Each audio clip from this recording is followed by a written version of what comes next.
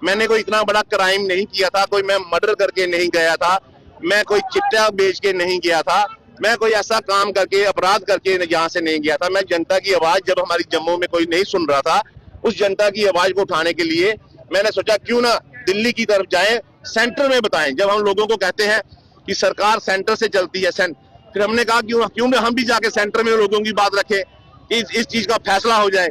पर जाते ही हम पहले दिन आरएसएस के हमारे वहां के एक अधिकारी हैं विक्रम जिते जी, उनसे मिले। उन्होंने जम्मू में फोन किया, एक टीम बनाई कि आप इस पूरा नागबनी का मसला हमें बताएं कि क्या मसला चल रहा है नागबनी का।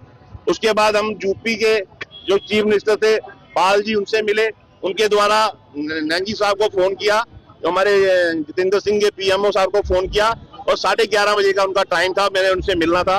और देवेंद्र प्रधान जी जो एजुकेशन मंत्री हैं नेशनल, उनसे 2:30 बजे का टाइम लिया, और 6:30 बजे का टाइम जो करण सिंह जो महाराजा हरि सिंह जी के बेटे हैं उनसे मिलने का टाइम था।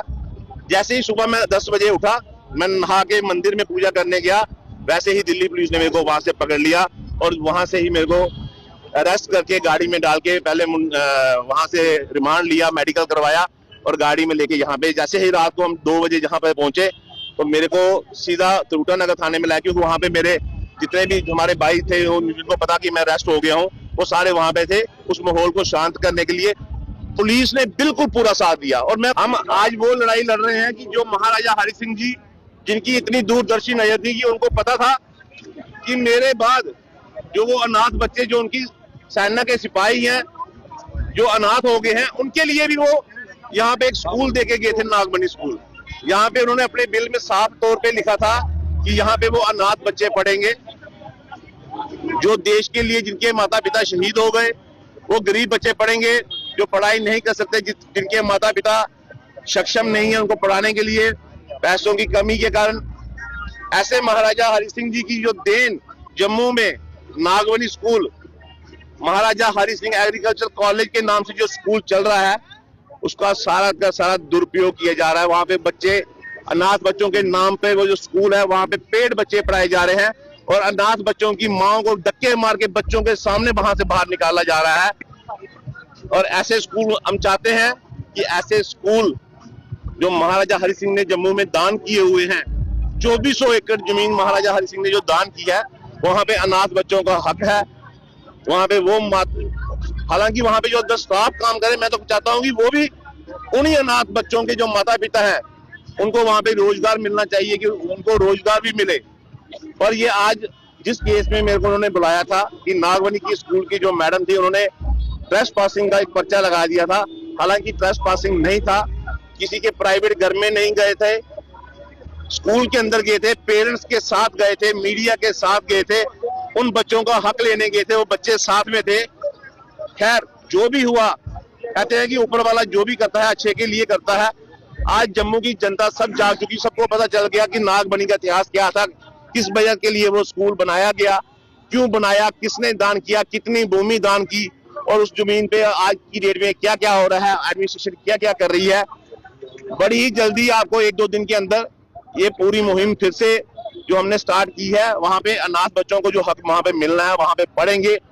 जब तक सारे, मैं सिर्फ नागबनी की बात करता हूँ कि सिर्फ वहां पे अनाथ बच्चे पढ़ेंगे, गरीब बच्चे पढ़ेंगे, और बाकी भी जितने स्कूल हैं प्राइवेट स्कूल, मैं आपको एक मिसाल देता हूं। जैसे हमारी ट्रैफिक पुलिस है, किसी के पास लाइसेंस नहीं होता तो उसकी गाड़ी सीज की जाती है, किसी के पास इंश्योरेंस नहीं होती तो उसको चालान किया जाता है, किसी के पास परमिट नहीं होता उसको चालान किया जाता है।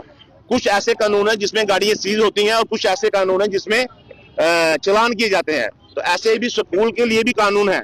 स्कूल, जितने भी प्राइवेट स्कूल बनते हैं, जब इनको परमिशन मिलती है, जब एजुकेशन डिपार्टमेंट से इनको परमिशन मिलती है, तो वहां पे साफ अक्षरों में लिखा जाता है कि स्कूल कोई बिजनेस नहीं है, ये बच्चों को पढ़ाने का एक गुरुकुल है। जहाँ पे गुरुकुल में पैसों को एक साइड रख के एक ट्रस्ट बनाई जाती है स्कूल के लिए, और ट्रस्ट वो होती है जो नो प्रॉफिट नो लॉस पे काम करती है।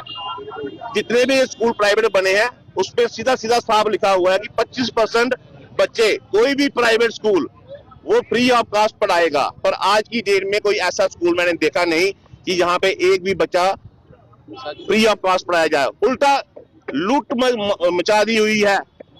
Admission charges, printing charges, fees पे फीस, किस किस बहाने से उनको लोगों को लूटा जाता है। और जो हमारे एजुकेशन डिपार्टमेंट है, अगर उनके मंत्री भी कई बार बोल चुके हैं कि एडमिशन फीसें बंद होनी चाहिए, ये एक्स्ट्रा चार्जेस बंद होनी चाहिए, पर किसी न किसी बहाने से बच्चों के माँ बाप को लूटा जा रहा है। इसके लिए ये युवा राजदूत सभा संघर्ष करेगी एजुकेशन और हेल्थ को लेके, क्योंकि वो देश ही तरक्की कर सकता है जहां पे एजुकेशन और हेल्थ अच्छे तरीके से चल रही। जिस जिस देश ने तरक्की की है, या जो अमेरिका लगा लो, कनाडा लगा लो, इंग्लैंड लगा लो, हर जगह पे एजुकेशन और हेल्थ फ्री है। और हमारे एजुकेशन के नाम पे ये लोगों को लूटते हैं और हेल्थ के नाम पे हमें सिर्फ फ्री मिलता है तो ग्लूकोज की बोतल। किसी भी हॉस्पिटल में चले जाए, सिर्फ वहां पे एक ग्लूकोज के सिवा हर दवाई जो उस पर लिखी जाती है वो बाहर से लाना पड़ती है। हर मेडिकल हॉस्पिटल के बाहर आप देखिए, हजारों की, 100 की हिसाब से दुकानें मेडिकल। अगर सारा कुछ अंदर मिलता है, फिर हॉस्पिटल के बाहर वो दुकानें क्यों खोली जाती हैं? इसलिए अब युवा राजदूत सभा ने जो फैसला लिया है, ये केस जो पड़ा था, ये एक उस चीज को दबाने के लिए